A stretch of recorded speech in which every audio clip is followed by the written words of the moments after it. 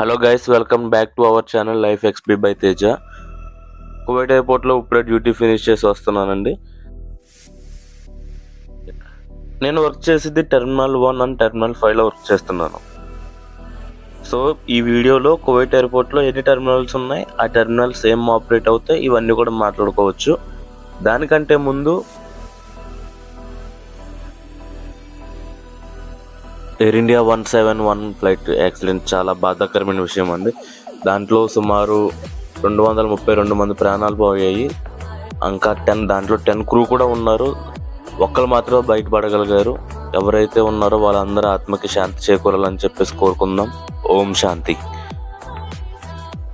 మనం Kuwait airport గురించి మాట్లాడుకుంటే, కువైట్ ఎయిర్పోర్ట్ 32.7 స్క్వేర్ కిలోమీటర్లు విస్తీర్ణమైందండి. 32.7 స్క్వేర్ కిలోమీటర్ల నుంచి మనం ఏకర్స్లో కన్వర్ట్ చేసుకుంటే ఇట్స్ లైక్ 9,500+ ఎకర్స్ విస్తీర్ణమై ఉంది.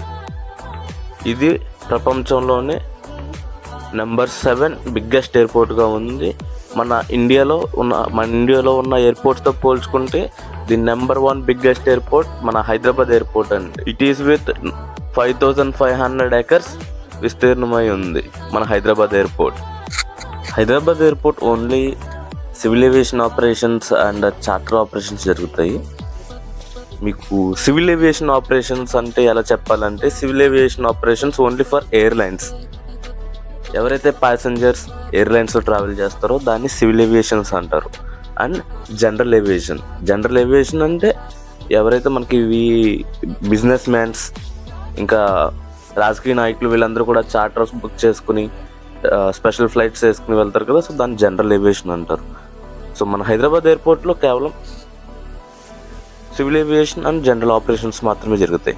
అండ్ మిలిటరీ ఆపరేషన్స్ బేగంపేట ఎయిర్పోర్ట్లో జరుగుతాయి. బట్ కువైట్ ఎయిర్పోర్ట్లో it is like civil aviation operations ఇక్కడే జరుగుతాయి, మిలిటరీ ఆపరేషన్స్ ఇక్కడే జరుగుతాయి, జనరల్ ఏవియేషన్ ఆపరేషన్స్ కూడా ఇక్కడే జరుగుతాయి. సో కువైట్ ఎయిర్పోర్ట్లో 5 టెర్మినల్స్ ఉన్నాయి. ఈ 5 టెర్మినల్స్లో 3 టెర్మినల్స్ ఇప్పుడు సివిల్ ఏవియేషన్ ఆపరేషన్స్ జరుగుతున్నాయండి. ఒకటి కన్స్ట్రక్షన్లో ఉంది, వేరేది వివిఐపి టెర్మినల్. మనం క్లియర్గా చూసుకుంటే టెర్మినల్ 1, ఈ టెర్మినల్ 1లో ఏవైతే ఎయిర్లైన్స్ బయట కంట్రీస్ నుంచి వస్తున్నాయో వచ్చే ఎయిర్లైన్స్ అన్నీ టెర్మినల్ 1లో ఉంటాయి.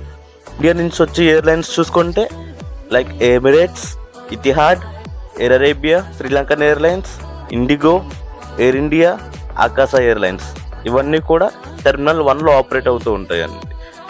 అండ్ టెర్మినల్ 2, మనం టెర్మినల్ 2 చూసుకుంటే కువైట్ ఎయిర్లైన్స్. ఈ టెర్మినల్ 2లో కేవలం కువైట్ ఎయిర్లైన్స్ మాత్రమే ఆపరేట్ అవుతూ ఉంటాయండి.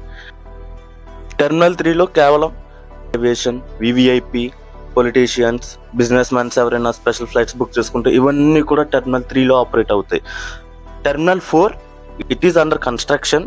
ఇది 2026 ఎండింగ్ లోపు కంప్లీట్ అవుతుంది అని చెప్పేసి చెప్తున్నారు. దీని గురించి సపరేట్గా ఒక వీడియో చేసుకుందాం మనం. అండ్ టెర్మినల్ 5, ఈ టెర్మినల్ 5లో కేవలం జజీరా ఎయిర్లైన్స్ మాత్రమే ఆపరేట్ అవుతూ ఉంటాయి. ఈ Jazeera airline only Jazeera airlines India నుంచి ఇంకా మొత్తం ఏదో జజీరా ఎయిర్లైన్స్కి ఈ కువైట్ ఎయిర్పోర్ట్ అనేది బేస్ అండి. అలా కువైట్ ఎయిర్లైన్స్ కూడా కువైట్ ఎయిర్పోర్ట్ అనేది బేస్.